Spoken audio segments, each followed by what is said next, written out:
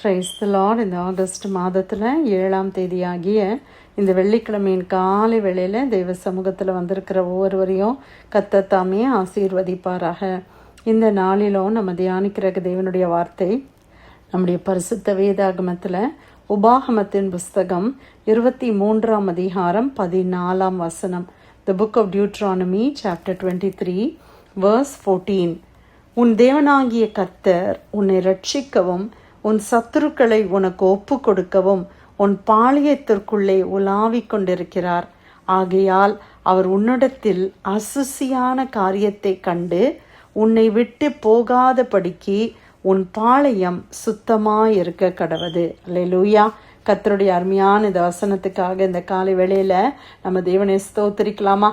அன்றைக்கு இஸ்ரவேல் ஜனங்கள் என்ன செய்தாங்க? கேம்ப்ஸ்ல இருந்தாங்க, பாளையம். இன்னைக்கு நம்ம வீடுகளில் இருக்கிறோம். இப்போ பாளையம் என்ற இடத்துல நம்ம வசிக்கிற நம்முடைய வாசஸ்தலம், நம்முடைய வீட்டை நாம் வைத்துக் கொள்ளலாம். இல்லை, ஆண்டவராகிய இயேசு கிறிஸ்து நம்முடைய வீட்டில் என்ன செய்கிறாங்களாம்?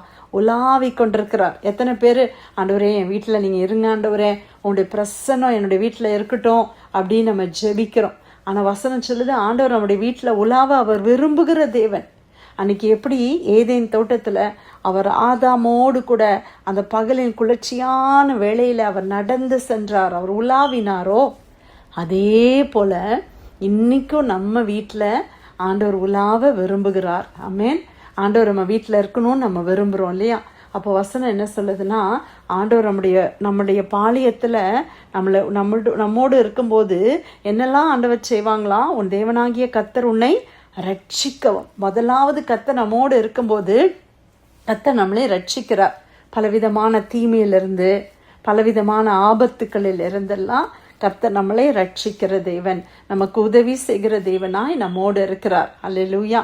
அது மட்டுமல்லாம உன் சத்துருக்களை உனக்கு ஒப்பு கொடுக்கவும் உன் பாளையத்திற்குள்ளே உலாவிக் கொண்டிருக்கிறார். அப்ப நமக்கு விரோதமா இருக்கிற சத்துருக்களை அவங்க நம்மளை ஜெயம் கொள்ளாதபடி அவங்கள நாம ஜெயிக்கிறதுக்கு கர்த்தர் என்ன செய்யறாரு? அவங்கள நம்ம கையில ஒப்பு கொடுக்கிறாராம். அதற்காக நம்ம பாளையத்துல உலாவிக் கொண்டிருக்கிறார். ஆமென். எத்தனை பேர் ஆண்டவரே என்னுடைய வீட்டில் நீங்கள் உலாவணும்ப்பா, என்னுடைய எல்லா ரூம்ஸ்லையுமே நீங்கள் உலாவணும் ஆண்டவரே, நீ ரட்சிக்கணும் ஆண்டவரே, எனக்கு விரோதமாக இருக்கிற சத்துருக்களை நீங்கள் ஒப்பு கொடுக்கணும், நான் எல்லா ஏரியாலையும் வெற்றியை நான் சுதந்திரிக்கணும், என் கூடவே இருங்க அப்படின்னு நம்ம சொல்கிறோம் இல்லையா? அப்போ அடுத்த பகுதி என்ன சொல்லுது தெரியுமா? நான் முதல் பகுதியை முதல்ல வாசித்துறேன். உன் தேவனாகிய கர்த்தர் உன்னை ரட்சிக்கவும் உன் சத்துருக்களை உனக்கு ஒப்பு கொடுக்கவும் உன் பாளையத்திற்குள்ளே உலாவிக் கொண்டிருக்கிறார். ஆகையால் ஆண்டவர் உலாவுகிறபடினால அவர் உன்னிடத்தில் அசுசியான காரியத்தை கண்டு உன்னை விட்டு போகாதபடிக்கு உன் பாளையம் சுத்தமாக இருக்க கடவது. அப்போ ஆண்டவர் என் கூட உலாவணும், என் வீட்டில் உலாவணும், என்னோடையே இருக்கணும் அப்படின்னு நம்ம விரும்புகிறோம் இல்லையா? ஆண்டவர் எதை கண்டு அவர் விலகி போயிடுவாராம்? நம்மக்கிட்ட ஏதாவது அசுசி இருக்குதா? ஏதாவது அன்கிளீன் திங், இங்கிலீஷில் அன்கிளீன். கர்த்தர் சுத்தமுள்ள தேவன் இல்லை, பரிசுத்தமான தேவன். அசுத்தமான எதையுமே காணக்கூடாத ஒரு தேவன். அப்போ அசுத்தமான காரியம் ஏதாவது நம்ம வீட்டில் இருக்குதா? இல்லை நம்முடைய சரீரத்தில் இருக்குதா? நம்முடைய மைண்டில் இருக்குதா? நம்முடைய வாயில் இருக்குதா? அப்படி அசுசியான காரியத்தை கண்டு உன்னை விட்டு அவர் போகாதபடிக்கு உன் பாளையம் சுத்தமாக இருக்க கடவுள். அப்போ நம்முடைய வீடு சுத்தமாக இருக்கணும். பெருக்கி தொடச்சி மாப் பண்ணி அந்த சுத்தம் இல்லை பிரியமானவர்களே. இயேசு என்னுடைய வீட்டில் உலாவுகிற ஒரு பரிசுத்தம் என்னுடைய வீட்டில் இருக்க வேண்டும்.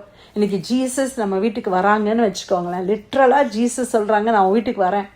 இன்றைக்கி நம்மளுடைய வீட்டில் என்னென்ன காரியத்தெல்லாம் நம்ம மாற்றணும்னு நினைப்போம். ஐயோ, இந்த கேசட்டை ஜீசஸ் பார்த்துடக்கூடாது, இந்த புக்கை ஏசப்பா பார்த்துடக்கூடாது, ஐயோ இந்த மியூசிக்கை நான் கேட்குறத ஆண்டவர் கேட்டுறக்கூடாதே அப்படின்னு எதெல்லாம் அவங்க மனசில் வருதோ, இந்தந்த ஷோஸ் எல்லாம் நான் பார்க்குறேன், இந்தந்த யூடியூப்லாம் நான் பார்க்குறேன்னு சொல்லி எல்லாமே ஹிஸ்ட்ரியில் வருதே, ஆண்டவர் அதை மாதிரி பார்த்துடக்கூடாதுன்னு நம்ம எதெல்லாம் மைண்டில் கொண்டு வர்றோம். இல்லை ஃபோனில் இந்தந்த கான்வர்சேஷன்ஸ்லாம் நான் பண்ணுறேன், இந்தந்த சைட்டுக்கெல்லாம் நான் போகிறேன், இதெல்லாம் ஆண்டவர் பார்க்கக்கூடாது அப்படின்னு நம்ம எதெல்லாம் அசுசியாக இருக்குதோ அதெல்லாம் நம்ம நீக்கிவிட கர்த்தர் இன்னைக்கு நம்மளோட பேசுகிறார். நம்முடைய பாளையம் சுத்தமாக இருக்க கடவுது. ஹல்லேலூயா. ஆண்டவர் நம்மோடு இருக்கணும், நம்மளோடு உலாவணும்னா ஒரே ஒரு காரியம்தான் ஆண்டவர் எதிர்பார்க்கிறார். ஆண்டவருக்கு பெருசா நம்ம தங்கத்தையோ வெள்ளியையோ எதையும் கொடுத்து ஆண்டவர் நம்மளை வரவேற்க முடியாது. நம்ம பரிசுத்தமா இருக்கும்போது அந்த இடத்துல கட்டாயம் கர்த்தர் உலாவுவார். அல்லேலூயா. நம்முடைய வீட்டில் அந்த பரிசுத்தம் இருக்குதா? நம்ம என்னென்ன காரியத்தை காட்சிகளை பார்த்துக்கிட்டு இருக்கிறோம், ஃபோனில் என்னென்ன ஸ்டோரேஜ் பண்ணி வச்சிருக்கிறோம், இல்லை என்ன சோஷியல் மீடியாவில் எதை போய் அதிகமாக ப்ரௌஸ் பண்ணிக்கிட்டு இருக்கிறோம். நம்ம ப்ரௌசிங் ஹிஸ்ட்ரியை ஜீசஸ் பார்த்தாருன்னா அவர் பிரியப்படுவாரா? என்னுடைய எல்லாவற்றிலையும் ஆண்டவர் பிரியமாக இருப்பாரா? இல்லை நான் ஃபோன் எடுத்து பேசுகிற வார்த்தைகள், இல்லை நான் வீட்டில் இருக்கும்போது என்னென்ன வேர்ட்ஸ் நம்ம யூஸ் பண்ணுகிறோம், யாரெல்லாம் பற்றி நம்ம பேசுகிறோம், ஆண்டவர் அதை பிரியப்படுவாரா? பிரியமானவர்களே, நம்மளை நாமே நிதானித்து பார்க்கலாமா? என்னுடைய வீட்டில் அசுசி இருந்துச்சுன்னா ஆண்டவர் என்னை விட்டு விலகி போயிடுவார்னு சொல்லி இன்னைக்கு வாசித்தோமே. நம்முடைய வீட்டில் அசுசி அன்கிளீன் திங் வேணுமா, ஜீசஸ் வேணுமா? நமக்கு இயேசு நம்மளுடைய வீட்டில் இருக்கணும் இல்லையா? ஆண்டவர் நம்முடைய வீட்டில் உலாவணும்னு விரும்புகிறோம் இல்லையா? ஆண்டோடைய பிரசன்னம் என் வீட்டில் இருக்கணும். ஆண்டவரே, நீங்கள் இருந்தாதான்ப்பா எனக்கு பாதுகாப்பு, நீங்கள் எங்கள் வீட்டில் இருந்தாதான்ப்பா சண்டை இல்லாமல் நாங்கள் சமாதானமாக இருக்க முடியும், குறைவில்லாமல் நாங்கள் நிறைவாக வாழ முடியும். நீங்கள் எங்கள் வீட்டில் வாங்கப்பா, எங்கள் வீட்டில் இருக்கிற எல்லா அசுசியான காரியத்தையும் நான் புறம்பாக்கி போடுகிறேன் அப்படின்னு நம்மளை ஒப்பு கொடுக்கலாமா? எதெல்லாம் கர்த்தருக்கு பிரியம் இல்லையோ அதெல்லாம் என்னை வீட்டை விட்டு அகன்று போகட்டும்ப்பா. என்னுடைய இருதயத்தை விட்டு அகன்று போகட்டும். என் வாயிலிருந்து தேவையில்லாத வார்த்தைகள் வேண்டாம்ப்பா. என் கையினால் நான் பரிசுத்தமான காரியத்தை நான் செய்யணும் அப்படின்னு சொல்லி அப்படியே நம்மளை ஒப்பு கொடுக்கலாமா? அன்னைக்கு ஏதேன் தோட்டத்தில் ஆதாமோடு உலாவின அதே கர்த்தர் இன்றைக்கும் கூட நம்முடைய பாளையத்தில் உலாவும்படி அவர் விரும்புகிறார். நம்மோடு கூட அவர் வரும்படி விரும்புகிறார். ஆண்டவர் உங்களோடு கூட எல்லா இடத்துக்கும் வர முடியுமா? இல்லை சில இடத்துக்கு ஆண்டவர் வரலாம், ஆனால் சில இடத்துக்கு நான் ஜீசஸை கூட்டிகிட்டே போக முடியாது அப்படி யோசிக்கிறீங்களா? எல்லா இடத்துக்கும் ஆண்டவர் என் கூட வரணும். ஆண்டவரே, நான் இருக்கிற இடத்துலலாம் நீங்கள் என் கூட வாங்கப்பா.